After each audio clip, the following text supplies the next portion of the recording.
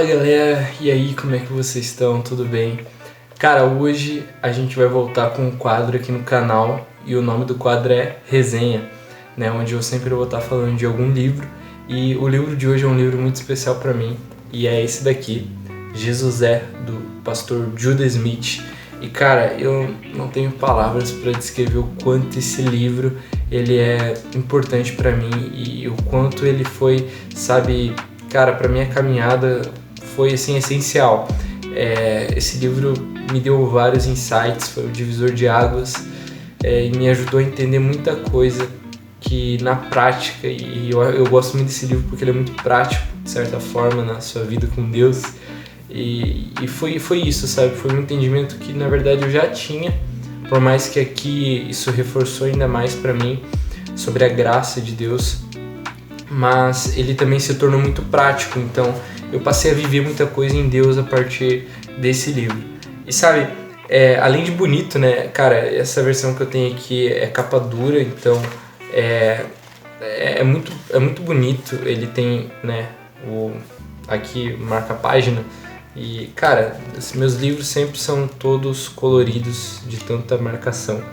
Mas enfim, ele é muito bonito e sem dúvida é um livro de cabeceira, né? Eu tenho muitos aqui que eu vou estar trazendo para vocês que são livros de cabeceira, livros que eu sempre estou relendo. E esse mesmo, eu acabei de reler ele de novo. E cara, esse livro, já de início, ele é uma bomba, ele é maravilhoso porque ele faz você quebrar a cara consigo mesmo. Ele começa falando sobre o pecado, sobre as classificações de pecados que a gente faz. E eu lembro que essa última vez que eu estava relendo ele, essa foi uma parte que me marcou muito, porque ele começa a mostrar pra gente que pra Deus só existe dois tipos de pecadores. Primeiro, que todos são pecadores, mas que entre a classe de pecados que muitas das vezes a gente faz da seguinte forma: aquele pecado que é gigantesco, né? Ele fala assim, grande pecado, super pecado, mega hiper pecado, pequeno pecado, menor pecado e pecado que quase não é pecado, né? No sentido de que para Deus, na verdade, tudo se chama pecado. A partir do momento que todos somos pecadores, todos precisamos de arrependimento.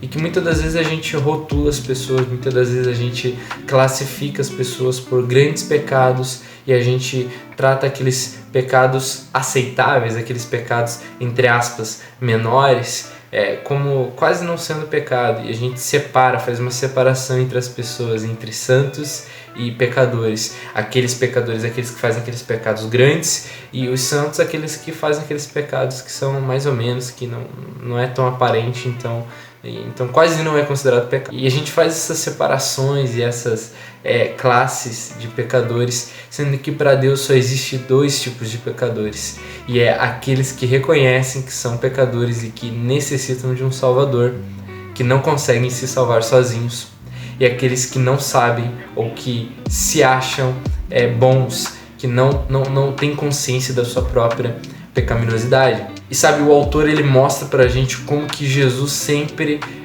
teve muito mais facilidade de lidar com aquele primeiro grupo que sabe que é pecador e que aquele segundo grupo que não se achava ruim, que não tinha consciência da sua própria pecaminosidade, os religiosos, os fariseus, os saduceus, aquele grupo de pessoas que achavam que podiam ser justificados pelas suas próprias obras, como que era difícil, como que a resistência da parte deles era muito grande para entender o evangelho da graça de Deus e essa boa nova que é de graça, que não é por obras. Sabe, eu até me lembro uma vez que eu entendi numa pregação algo que, cara, foi incrível para mim, que é quando Jesus está com Nicodemos e até ironicamente, né, quando Jesus fala sobre o novo nascimento, ele responde como quem diz: como assim eu vou voltar para o ventre da minha mãe?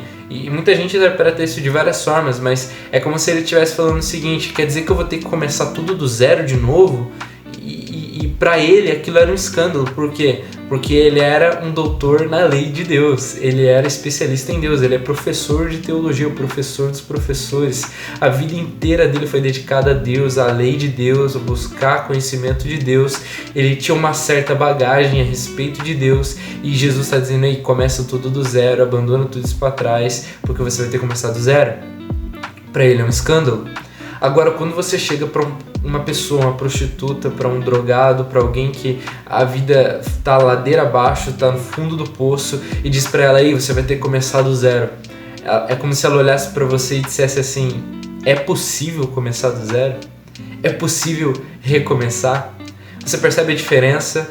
A diferença é que um acha que tem que perder alguma coisa, e a diferença é que o outro já perdeu tudo e tá entendendo que aquilo é uma oportunidade de um novo começo. Sabe, para Deus só existe dois tipos de pecadores, aqueles que sabem que são pecadores e aqueles que acham que não são, acham que conseguem ser justificados pelas suas próprias obras. E daí ele pega e faz a seguinte frase, ele começa a falar sobre um dia que um amigo chegou para ele e falou assim, Judah, né, o nome do escritor, do pastor, deixa eu te perguntar, você já em algum momento falou com algum cafetão? E ele fala, não. E ele perguntou, então, você já falou com alguma prostituta? E ele disse, não. Mas no seu convívio você conversou já com alguém ex-presidiário ou ex-drogado? E ele já meio querendo saber o que ele estava querendo dizer com aquilo, falou meio ofendido já, não, cara, por que eu, né, como assim, por que a pergunta? E daí o amigo dele responde, eu acho que esse é o nosso problema. E sabe, o que ele quer dizer com aquilo, ele em seguida escreve dizendo que semanalmente ele está cuidando, pastoreando de pessoas saudáveis. Semanalmente ele prega um sermão bíblico para pessoas saudáveis. Semanalmente, o convívio de amizade dele, de comunhão, é com pessoas saudáveis. E que ele não consegue entender quando Jesus diz que veio para aqueles que são doentes e não para os que são saudáveis. Ele começa a trazer um tapa na nossa cara, no sentido de que muitas das vezes a gente está tão com o nosso coração tão manchado pelo pecado ao ponto que a gente não consegue enxergar nossa própria pecaminosidade. A gente se acha melhor, a gente se acha santo, a gente se acha que é mais, sei lá, merecedor, ou que a gente está numa condição acima de outras pessoas só porque o pecado delas está mais exposto, mas no fim das contas todos somos iguais, no fim das contas todos somos carentes da graça de Deus. E que se eu hoje encontrei a Cristo e aquele ainda não encontrou, a única diferença entre mim e ele é que eu tenho que contar para ele onde encontrar o pão.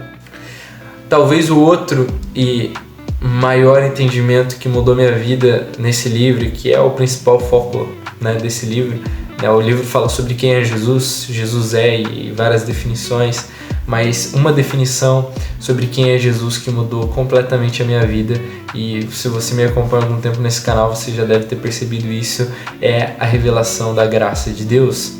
E tem um determinado capítulo que ele fala sobre Jesus é graça, e ele começa a definir o que é graça na nossa mente, através de história, através de palavras, enfim.